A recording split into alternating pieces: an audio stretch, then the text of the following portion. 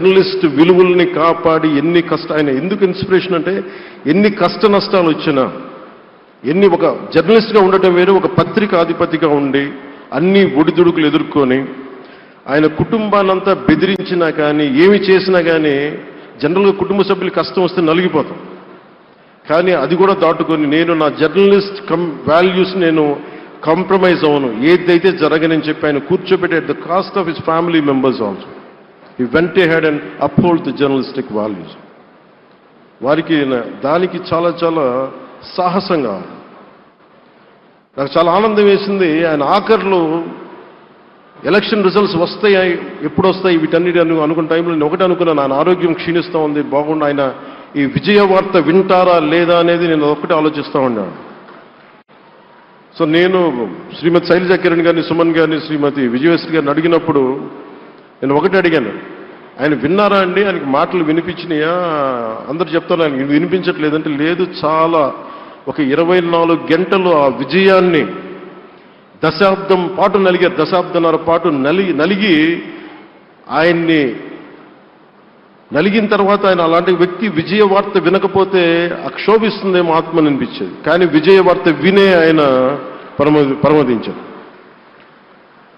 అందుకు నాకు చాలా ఒక తృప్తినిచ్చింది. అలాంటి మహానుభావులకి నా నివాళులు అర్పిస్తూ ఆయన నుంచి ఎవరైనా నేర్చుకోవాల్సింది ప్రజాస్వామ్యాన్ని పరిరక్షించడానికి ఎవరి స్థాయిల్లో ఒక పత్రికాధిపతిగా కావచ్చు, ఎవరు ఏ స్థాయిలో ఉన్నా దాన్ని మనం కాపాడాల్సిన అవసరం ఉంది. అలాగే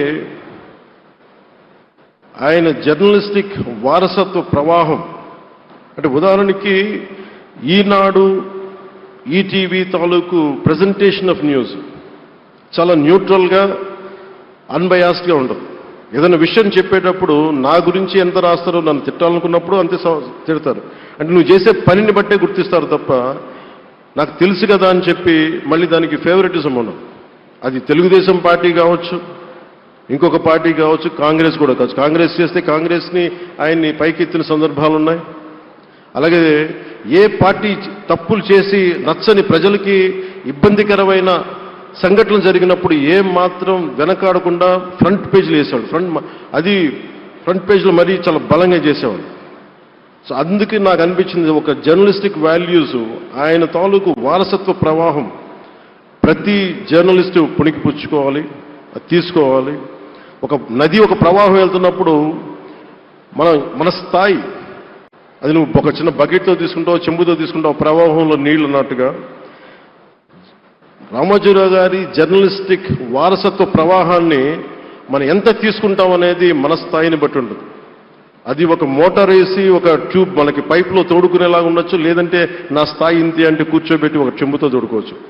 అలాంటి అపరిమితమైన ప్రవాహం, ఆగని ప్రవాహం, ఉధృతమైన రామోజీరావు గారి జర్నలిస్ట్ వారసత్వ ప్రవాహం ఈ రాష్ట్ర ప్రజలందరూ కూడా, తెలుగు ప్రజలందరూ కూడా దాని నుంచి మనకి ఒక స్ఫూర్తిని తీసుకోవాలని మనస్ఫూర్తిగా కోరుకుంటూ